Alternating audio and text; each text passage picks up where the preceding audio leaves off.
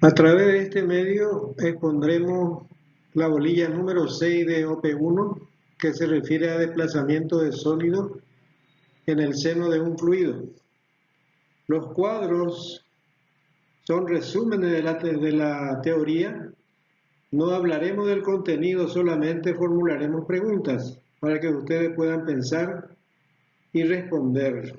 Las dudas podrán ser aclaradas cuando ustedes lo deseen. En este cuadro se ve el resumen de lo que corresponde a la clasificación hidráulica. La pregunta es la diferencia entre clasificación y concentración. Este es un cuadro de deducción de fórmula. La pregunta es la siguiente: ¿cuáles son las fuerzas que actúan sobre un sólido que se desplaza en el seno de un fluido? En este cuadro se observa la variación de la velocidad del sólido en el seno de un fluido, velocidad en función del tiempo. Y finalmente uno verifica y dice, llegó a la velocidad límite. ¿Por qué se llama velocidad límite? Aquí se observa una gráfica en donde tenemos el factor de frotamiento en función al logaritmo de Reynolds. Logaritmo de función del factor de frotamiento en función logaritmo de Reynolds. Y esta curva corresponde a una función matemática que se llama phi función de Re. ¿Para qué sirve esta gráfica? ¿Y cuál es el significado de cada tramo de la misma?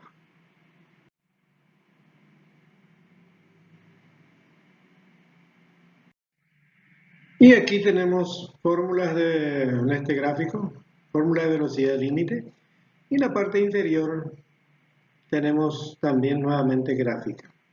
La pregunta que podemos hacer en este cuadro sería entonces, ¿cómo se determina el valor de Re de las partículas que se desplazan en el seno de un fluido si el régimen no es laminar? Al observar este cuadro, hacemos la siguiente pregunta: ¿cómo se consigue la fórmula de velocidad límite?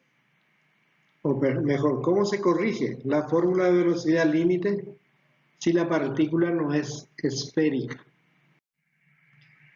Y en este cuadro podemos hacer la siguiente pregunta: ¿qué significa esfericidad? ¿Y para qué sirve ese dato de esfericidad? En este cuadro se puede notar una curva nuevamente que corresponde a una familia de esfericidad, de valores de esfericidad.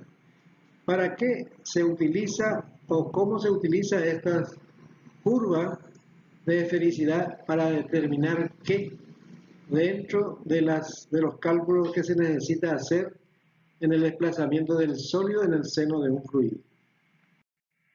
Al observar esta gráfica, recomiendo que resuelvan el problema de la página 346 y 347 del texto Viano-Kohn para que puedan saber calcular la velocidad real de una partícula de sedimentación en el seno de un fluido.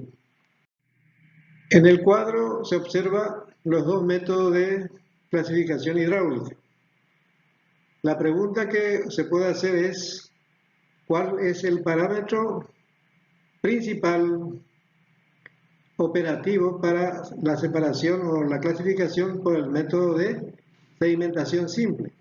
¿Y cuál es ese parámetro principal para la clasificación hidráulica por el método de corriente de arrastre? También aquí se puede hacer la siguiente pregunta: ¿qué es una partícula isódroma? ¿Y cómo se puede separar las partículas isódromas?